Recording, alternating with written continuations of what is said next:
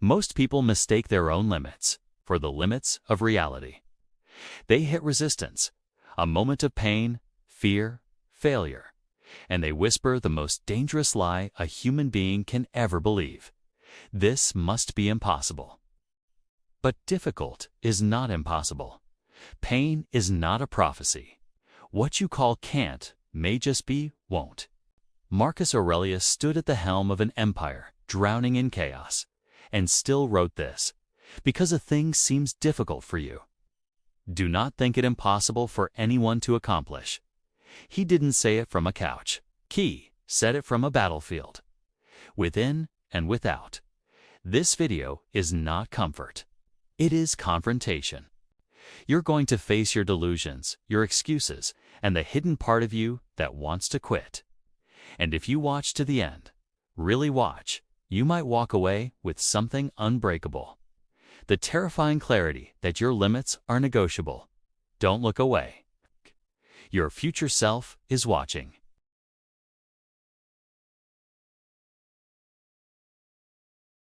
We imagine that the moment we suffer, we've hit the edge of what is humanly possible. But that's not the edge of reality. That's the edge of your conditioning. Difficulty feels like a wall. Cold, high, unmoving. But what if it's not a wall at all? What if it's a gate, and the price of entry is pain? That's what people don't want to hear. That pain might actually be the initiation into everything they've ever wanted to become. Suffering reveals a threshold, a line between who you are and who you could be, but only if you're willing to die to your comfort, not physically, existentially. The death of ego, the death of certainty, the death of the lie that says, if it hurts, it must be wrong. That lie is cultural poison. It's in our schools, our screens, our sanitized self-help books. They tell you that difficulty is a problem to solve, not a reality to submit to engage, to become worthy of. But the Stoics knew better. Marcus knew better. He knew that to encounter something difficult and stop is not a statement about what's possible. It's a revelation of your current inability. That's not an insult. That's hope, because it means you're not finished yet. If it were truly impossible, it would be impossible for everyone. But someone, somewhere, has faced what you're afraid of and walked through it. And they came out with scars, but also with wisdom. Because wisdom is what suffering gives you if you refuse to run. Let's talk modern struggle.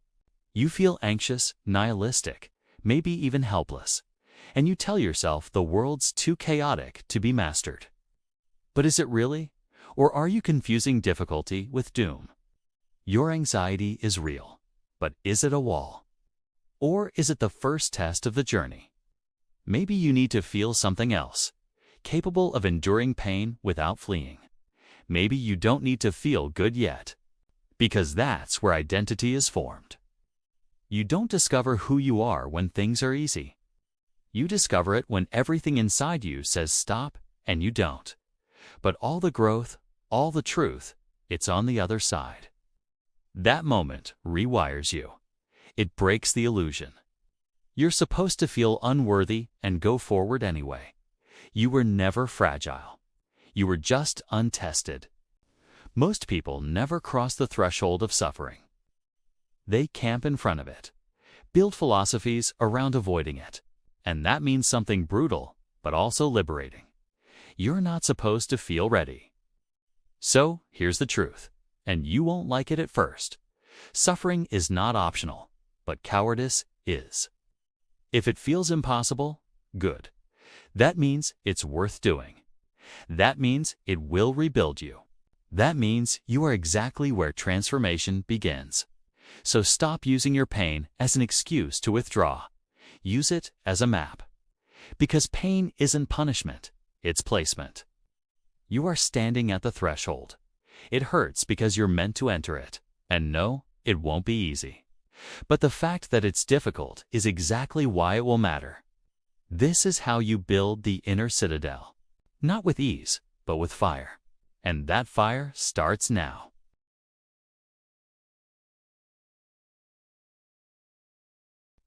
Every time you say, I can't, what you really mean is, I won't. Not yet. The world hasn't declared your limits. You have. And most people don't realize they're staring at a mirror, not a wall. They confuse their current weakness with the eternal truth. But it's not the task that's impossible. It's your vision that's too small, too warped by fear, too clouded by comfort, too loyal to your old identity. There's a sinister trick the human mind plays when it encounters challenge. It projects its own fragility outward onto the structure of reality itself. It doesn't say, this is hard for me right now. It says, this must be impossible for anyone. That's not humility. That's a defense mechanism. It protects you, not from failure, but from the demand to grow. Because growth requires death, the death of who you were, and that's the price most aren't willing to pay. But the Stoics saw that difficulty was a kind of divine invitation, not a denial of your ability, but a revelation of your potential. Marcus Aurelius never said it would be easy. He said you have no right to assume that your current ceiling is the universal one. You might be standing in the presence of greatness and mistaking it for punishment. We live in a culture obsessed with self-esteem, but allergic to self-confrontation. We're told to love ourselves as we are, but never to face the darker truth of what we've chosen not to become. The real danger isn't that you'll try and fail.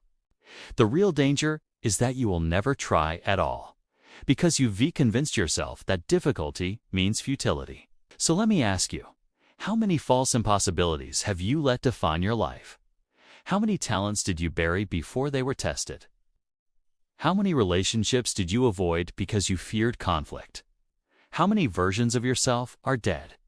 Not because you weren't capable, but because you didn't believe they were possible? Limitation is real, but it's not always external. Sometimes it's a mirror showing you the exact muscle you've refused to develop. That's why the Stoics trained in hardship. They understood something we've forgotten, that suffering, when engaged voluntarily, becomes transformation. So here's the challenge. When something feels impossible, do not flinch. Do not collapse inward. Instead, pause and ask, is this truly a wall, or is it a reflection? Because what seems insurmountable might not be a fact of the universe. It might just be a portrait of your current state. And if that's all it is, then it can be broken, rewritten, rebuilt, but only if you're willing to endure the pain of becoming more than what you are. Don't confuse the mirror for a verdict. It's a question. Will you stay small, or will you step forward bloody, broken, afraid, and still say, I am not done yet? That is where strength is born, not in the absence of fear, but in the conquest of it. The mirror doesn't lie, but it doesn't dictate your future either. That choice is yours, and that is the beginning of freedom.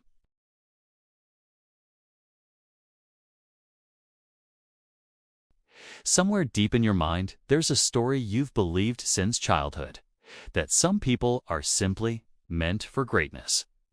Born chosen, born lucky, born with something you don't have. But that myth, that lie, has cost you your life. Because every time you looked in the mirror and didn't see the chosen one, you let yourself off the hook. You said, I guess I'm not one of them. But the truth is crueler and far more liberating. No one is chosen, no one is born ready. Everyone starts broken. The fantasy of the gifted few is an ancient one. It's the myth of Achilles, the prophecy of Anakin, the sword of Arthur. We're drawn to these tales because they let us escape responsibility. They whisper, you didn't become great because, well, you weren't chosen. But Marcus Aurelius knew better. He wasn't a god. He was a man, and men must be forged, not found. He never pretended his strength was given. He cultivated it, through loss, war, betrayal, and unbearable weight. And the most dangerous illusion you've been sold is that if greatness doesn't come naturally, it's not for you. That if it hurts, if it's hard, if it costs you your comfort, then it must be a sign to quit. But that's not the voice of destiny. That's the voice of decay. Let's bring this into the real world. You're stuck in a job you hate. You're staring at your dream. Business, body, book, relationship, and you're telling yourself, that's not for me. Why? Because it doesn't feel easy. Because you weren't good at it on the first try. It's because someone else is 10 years ahead. The world doesn't belong to the gifted. It belongs to the disciplined. And discipline is not something you are born with. It is carved into you. Every time you choose to show up after you've failed. Every time you get humiliated, rejected, ignored, and keep going anyway. Do you want to know what separates the great from the average? It's not talent. It's not divine favor.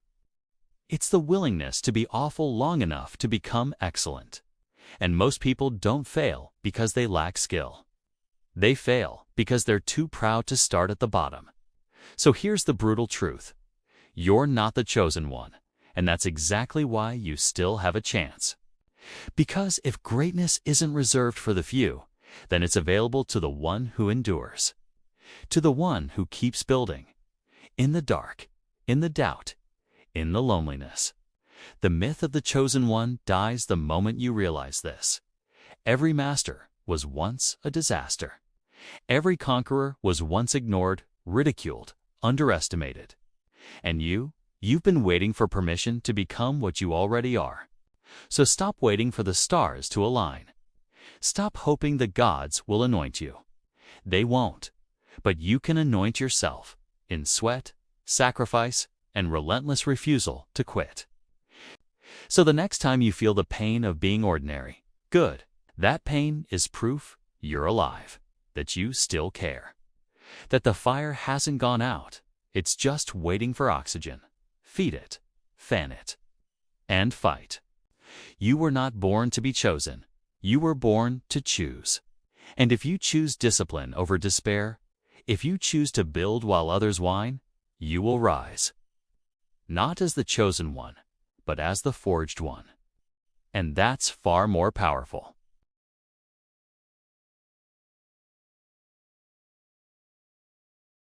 You don't need to be enslaved to suffer. All it takes is a soft bed, a glowing screen, and the absence of challenge. And one day, you wake up comfortable, but dead inside. Because comfort doesn't just lull you to sleep, it erases your soul.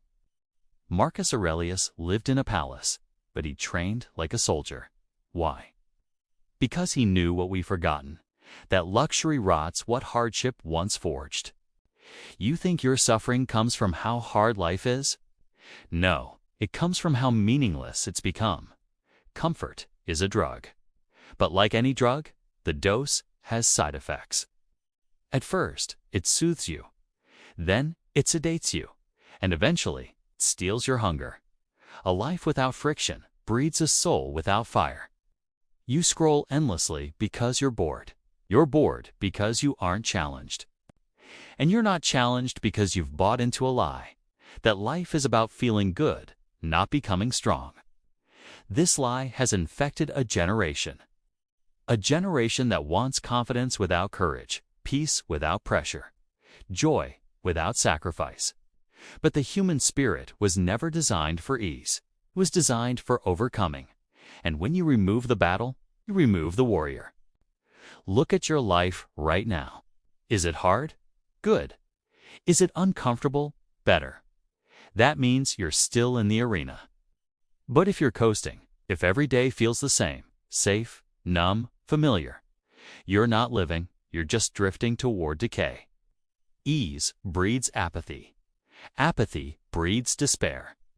And despair is the final symptom of a life too soft. You wonder why you're anxious. Because your biology was built for battle, and you've given it nothing to fight. You wonder why you feel empty. Because you traded purpose for peace, and now you have neither. You don't need a vacation. You need a mission. And missions are uncomfortable. They demand you bleed. They demand you sweat in the dark while no one's watching. But they give you something no pleasure ever could. Meaning. And meaning is the only thing that can save you. So here's the truth no one tells you. A comfortable life is a slow death, a warm prison, a golden coffin. It looks safe, it feels nice. But inside, you're rotting. You were made for the storm, for weight, for the war within. And you've been told to seek peace, but not the right kind of peace. Not the kind earned through struggle. Not the kind that follows the victory of discipline over desire. No, they gave you peace without price. And that kind? That's a lie. If it costs nothing, it changes nothing. So what now? You reclaim your suffering. You stop running from pain. You stop numbing your existence with entertainment, comfort, and convenience. And you start choosing the discomfort that builds you. Wake early. Train hard. Say no to pleasure. Say yes to responsibility. Do the thing that terrifies you, on purpose, because that kind of suffering doesn't crush you. It awakens you. It turns the rust back into steel.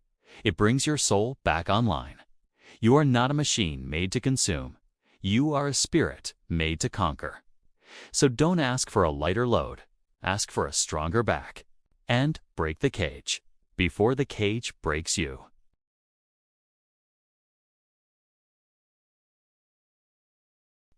What if your suffering isn't an obstacle, but a compass? We've been told to run from struggle, to avoid the fire, to anesthetize the ache. But what if the very place you feel pain is the exact place you are meant to dig?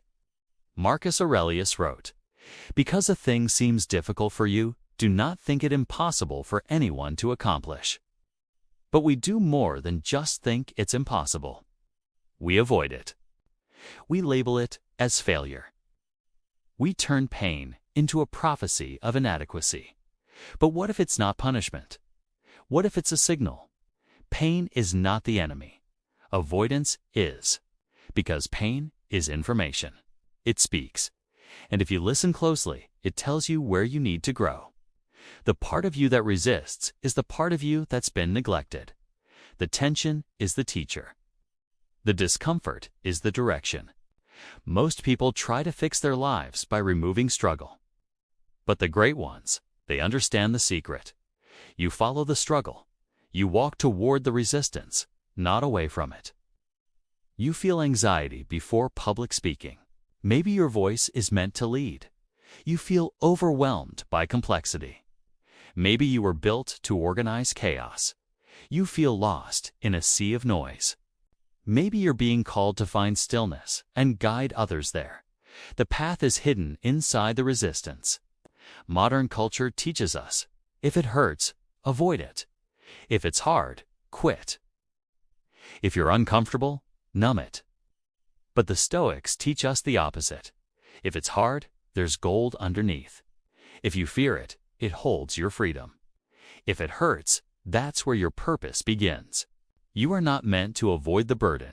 You are meant to learn how to carry it. Think of the myths. The dragon guards the treasure. The labyrinth hides the truth. The descent into the underworld is where the hero finds his identity. In every myth, the struggle is the signal. It's not random. It's not a curse. It's the precise place where the transformation begins. You want clarity. Go where the fog is thickest. You want strength? Go where you feel weakest. You want purpose. Go straight into the storm you're most afraid of, and stay there. Look around you. Everyone's running from pain, from meaning, from the terrifying mirror of responsibility. But you're not here to run. You're here to face the signal. You're not broken because you struggle. You're being summoned. Every ache is an arrow. Every resistance is a gatekeeper to the next level of your soul. So ask yourself, where do you feel the most resistance? What terrifies you the most? What keeps pulling at your attention, even though it hurts? That's the signal, and most people will ignore it. They'll numb it. They'll drown it in comfort, distraction, and excuses. But not you. Because if you're brave enough to step toward it, that pain will become your path. So stop asking, why am I struggling? Start asking, what is this struggle trying to teach me? Because purpose isn't found in clarity, it's found in the fire. The wound isn't just a scar, it's a map. Now go. Into the resistance, into the fear, into the pain. Because that's where you'll finally meet the man you were meant to become.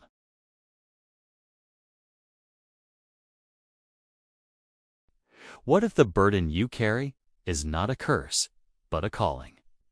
We've built a culture that glorifies escape, blame, victimhood, the fantasy that someone else should carry the weight, or that no weight should exist at all. But life is weight. Life is obligation. Life is a mountain. And the only question is, will you climb?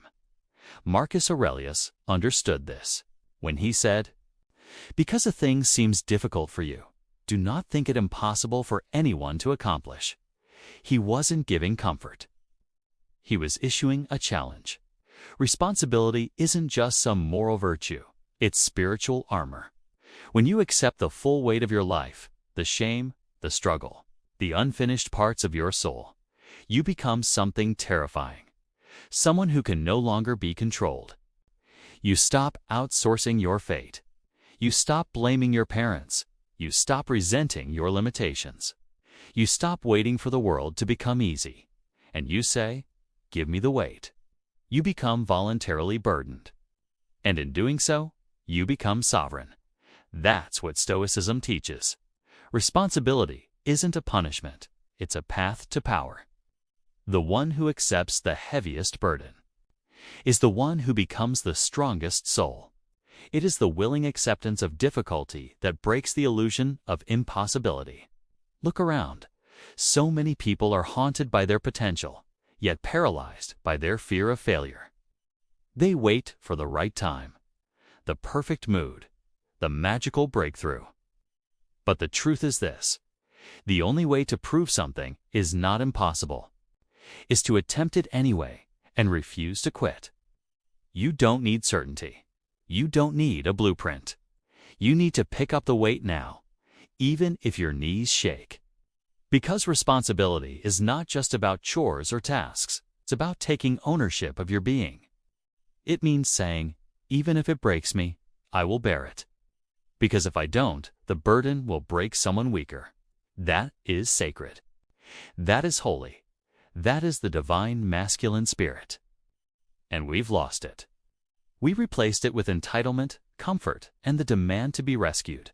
But no one is coming to rescue you. So you must rise. You are not a spectator in this life. You are not some cosmic accident waiting to be comforted. You are a soul standing on the edge of eternity. And your ability to shoulder what seems impossible is what makes you eternal. The gods aren't looking for perfection, but looking for the one who stands up again. Responsibility is not glamorous. It doesn't trend. It doesn't sparkle. But it builds immortality. Every great figure you admire, from Marcus Aurelius to Christ, from Viktor Frankl to the heroes of myth, they all accepted a burden too great for them, and in that moment became something more. And now it's your turn. Pick up what is heavy. Face what is terrifying. Shoulder what others have dropped. Because when you do, you won't just succeed. You'll prove to the world that the impossible was always a lie. And you'll walk as one who has been tested and found worthy.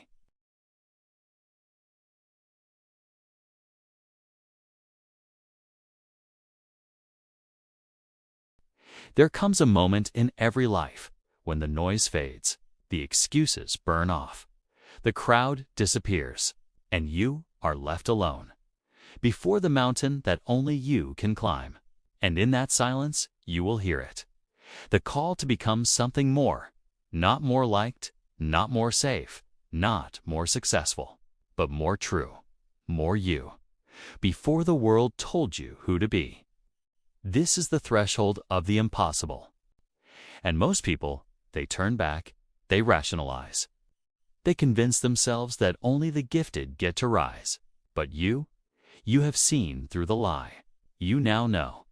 The impossible is only the name we give to things that haven't been endured yet. So if you are tired, good. If you are afraid, perfect, because it means the weight is real. And it means your story is worth writing. So now, stand where giants fell, not because you're sure, not because it's easy, but because the world needs someone, anyone, to prove that the impossible was never real. And that someone is you. This is the Inner Citadel Project. Welcome to the place where your weakness is no longer your excuse, but your origin story.